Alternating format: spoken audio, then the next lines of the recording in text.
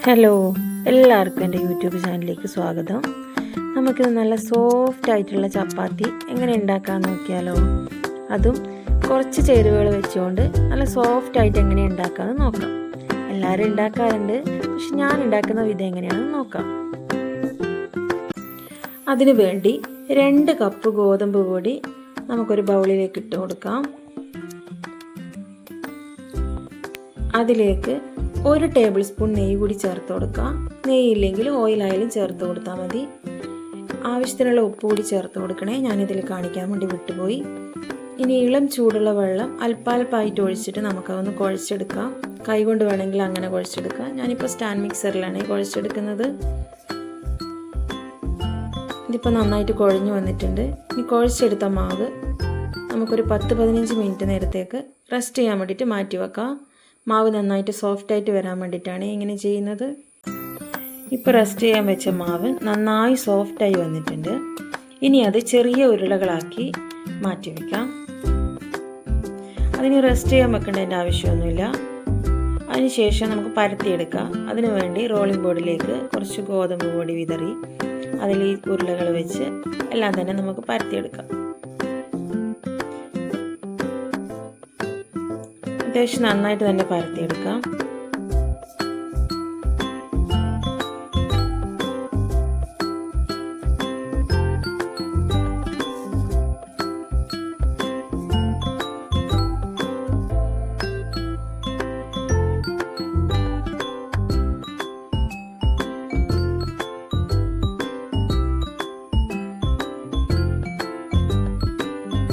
ഇപ്പം ഏകദേശം നമ്മളെല്ലാം തന്നെ പരത്തി എടുത്തിട്ടുണ്ട്. ഇനി നമുക്കത് ഓരോന്നായിട്ട് ചുട്ടെടുക്കാം. അതിനുവേണ്ടി ഗ്യാസ് സ്റ്റൗ കത്തിച്ച് അതിലേക്ക് ഒരു പാൻ വെച്ച് കൊടുത്ത് പാന് ചൂടായതിന് ശേഷം ഇതുപോലെ കുറച്ച് ഗോതമ്പ് പൊടി അതിലേക്ക് വിതറിയിട്ട് കൊടുക്കാം. അതെന്തിനാന്ന് വെച്ച് കഴിഞ്ഞാൽ നമ്മൾ ഈ ചപ്പാത്തി കല്ലിൽ ഒട്ടിപ്പിടിക്കാതിരിക്കാൻ വേണ്ടിയിട്ടാണ് അങ്ങനെ ചെയ്യുന്നത്. ഒരു മീഡിയം ഫ്ലെയിമിലിട്ടിട്ട് നമുക്കതൊന്ന് വേവിച്ചെടുക്കാം.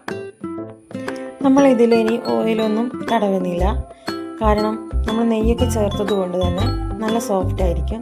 ഇനി നെയ്യ് തടവേണ്ടതിൻ്റെ ആവശ്യമില്ല. അപ്പോൾ ആദ്യം ഒരു സൈഡ് അല്പം വെന്തതിന് ശേഷം അത് തിരിച്ചിട്ട് കൊടുക്കാം.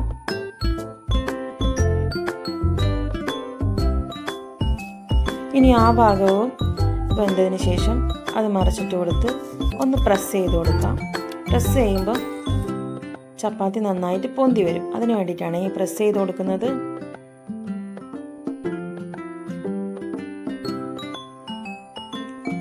ഇപ്പോൾ ഒരു ചപ്പാത്തി റെഡി ആയിട്ടുണ്ട്.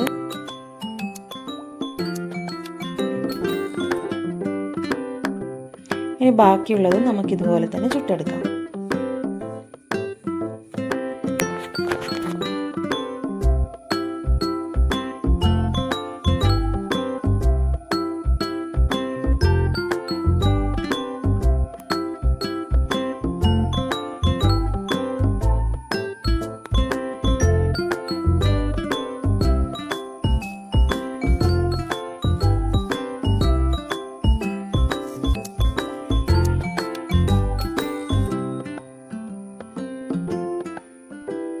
ഇപ്പോൾ എല്ലാം തന്നെ നമ്മൾ ചുട്ടെടുത്തിട്ടുണ്ട്. കണ്ടില്ലേ, വളരെ സോഫ്റ്റ് ആയിട്ടുള്ള ചപ്പാത്തി റെഡി ആയിട്ടുണ്ട്. എല്ലാവരും ഇതൊന്ന് ട്രൈ ചെയ്ത് നോക്കണേ. ചിക്കൻ കറിയുടെ കൂടെയും മുട്ടക്കറിയുടെ കൂടെയും കുറുമ, അങ്ങനെ ഒരുവിധം എല്ലാ കറികളുടെ കൂടെയും കഴിക്കാൻ പറ്റിയ നല്ലൊരു കോമ്പിനേഷനാണ്. അപ്പം നല്ല സോഫ്റ്റ് ആയിട്ടുള്ള ഈ ഒരു ചപ്പാത്തി എല്ലാവരും ട്രൈ ചെയ്ത് നോക്കുമെന്ന് പ്രതീക്ഷിക്കുന്നു. വീഡിയോ ഇഷ്ടപ്പെട്ടിട്ടുണ്ടെങ്കിൽ എൻ്റെ ചാനൽ സപ്പോർട്ട് ചെയ്യാനും സബ്സ്ക്രൈബ് ചെയ്യാനും മറക്കരുതേ. Thank you.